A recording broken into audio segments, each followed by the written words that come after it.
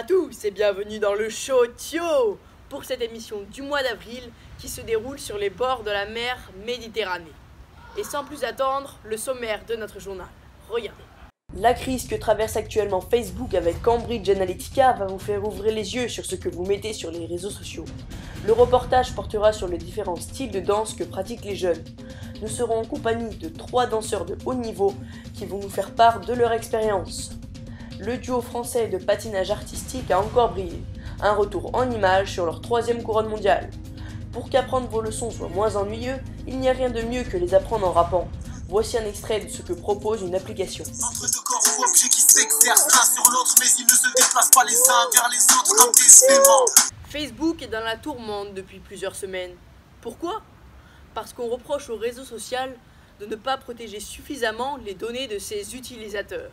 Vous êtes peut-être concerné ? Regardez. Tout a commencé en 2013, lorsque la société aurait profité d'une application, un questionnaire que seulement 76 personnes en France ont installé, mais qui a touché en réalité 212 000 Français, car ils étaient amis avec une personne ayant installé cette application.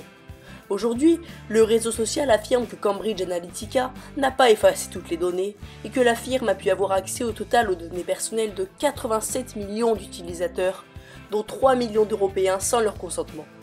Cette affaire a poussé 200 000 Belges à supprimer leur profil Facebook ces dernières semaines. Le scandale Cambridge Analytica a également un aspect très politique puisque la firme britannique a travaillé pour la campagne de Donald Trump en 2016 et aurait pu favoriser son élection.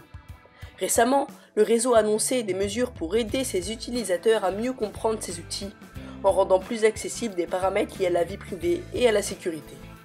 Cette crise a déjà coûté cher au groupe, car Facebook a vu s'envoler quelques 60 milliards de dollars depuis la mi-mars. Et son fondateur Mark Zuckerberg n'est pas sorti d'affaire, car il a reconnu que la quasi-totalité de ces 2 milliards d'utilisateurs étaient mécaniquement exposés à ce même risque. Donc les jeunes, méfions-nous des éléments relatifs à notre vie privée que nous mettons sur les réseaux sociaux. Vous êtes beaucoup à pratiquer la danse et à apprécier ce sport, mais vous ne savez sûrement pas tout.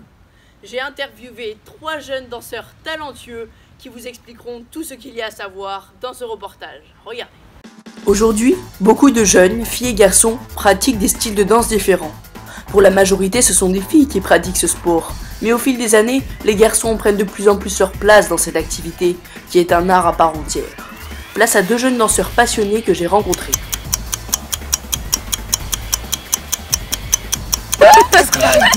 En compagnie de 2 danseurs, donc Juan 13 ans et Jonah 13 ans également. Donc pouvez-vous nous décrire votre style de danse ? Moi je fais souvent du contemporain en général, mais après sinon je fais du classique et du hip-hop. Je fais du jazz, du hip-hop et du classique, mais généralement du contemporain. Et donc pour vous, la danse que vous pratiquez, c'est plus un but professionnel ou une passion ? Pour moi plus un but professionnel, parce que plus tard j'aimerais faire professeur de danse. Et quelle qualité ça requiert la danse ? Il faut avoir des capacités de remise en cause tout le temps pour savoir les fautes qu'on a fait, les erreurs et puis pouvoir s'améliorer. Et la mémoire ? Parce que sans mémoire, on peut pas. Ça aide de connaître sa choré pour arriver vraiment à la travailler à fond.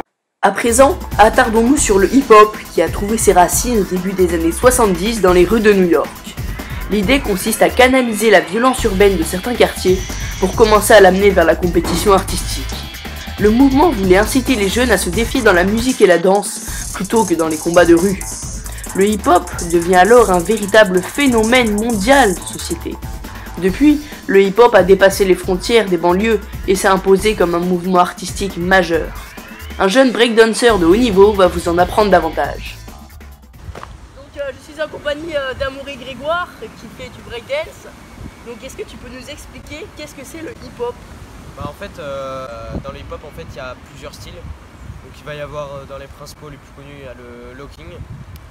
C'est un peu basé sur les expressions du visage, le bassin, etc. Ensuite, il y a le popping. Donc c'est les gens en général, ils appellent ça la danse robotique. Je sais pas si vous voyez. Après, il y a le breakdance. Moi, c'est ce que je fais. C'est surtout acrobatique. Les gens, ils voient ça comme un truc acrobatique. Il y a aussi le voguing où là, c'est créé en se basant sur les photos des magazines et comme Vogue justement ce qui a donné le nom. Voilà, après il y a plein de... Laisse tomber.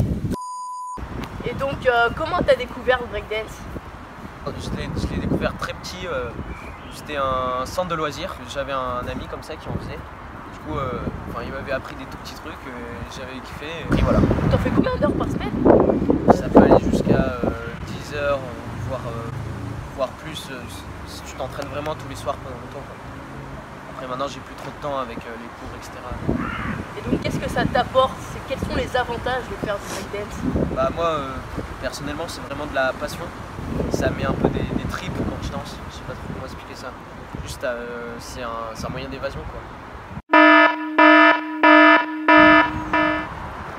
T'es sérieux? Les danseurs sur glace français se sont offerts un nouveau titre mondial. Retour en images sur leur magnifique performance. Leur magnifique saison, Gabriela Papadakis et Guillaume Cizeron se sont offerts une 3e couronne mondiale. Sur la glace italienne, les danseurs clermontois ont livré un nouveau récital, jusqu'à donner l'impression de suspendre le temps. Avec leur spectacle plein d'aisance et d'agilité, ils ont séduit les juges pour s'offrir ce nouveau titre et avec en prime un nouveau record du monde. Pour retrouver la première place qu'ils ont occupée en 2015 et en 2016, les Français ont réalisé un sans faute lors de leurs 2 passages en ayant une synchronisation millimétrée tout en évoluant très proche. Ils sont devenus les premiers, les seuls à ce jour, à franchir la barre des 200 bornes. Je sais pourquoi on fait ça. Disons quand on fait ce genre de programme parce qu'on prend vraiment notre pied et voilà, ça fait partie des meilleurs souvenirs qu'on construit. Les danseurs sur glace français repartent les mains pleines de Milan quelques semaines après leur médaille d'argent olympique. Apprendre ses leçons avec de la musique, ça a toujours été plus facile, n'est-ce pas? Et bah c'est ce que propose une application sur des airs de rap. C'est notre buzz, regardez. Qui n'a jamais eu envie de dormir pendant les cours? C'est parfois beaucoup plus agréable de faire ses devoirs en chantant, non? L'application StudyTracks, arrivée en France au mois de mars et qui nous vient tout droit d'Angleterre, pourrait être une solution pour les élèves. La musique pourrait vous aider à apprendre et à retenir plus facilement vos leçons d'histoire, de géographie, de français, de mathématiques, de MC, de physique-chimie, de technologie et d'SVT, qui concernent les programmes des classes de 4e et de 3e en vue de brevet des collèges. Et l'affaire est sérieuse, puisque les textes ont été écrits par des professeurs de l'éducation nationale. La gravitation correspond à une action attractive entre 2 corps ou objets qui s'exercent l'un sur l'autre, mais ils ne se déplacent pas les uns vers les autres comme des aimants. L'interaction gravitationnelle gouverne tout l'univers. L'application StudyTracks contient actuellement 125 chansons enregistrées en français avec des styles musicaux que les jeunes affectionnent tout particulièrement, à savoir Big Flo, Oli, Soprano, Louane, Orelsan, Maître Gims. Une version de l'app destinée aux lycéens est également en développement et devrait être lancée prochainement. Et voilà, notre JT s'achève ainsi. Et avant de partir, n'oubliez pas de me mettre en commentaire si vous avez un talent afin que je vous interviewe dans le cadre d'un prochain numéro.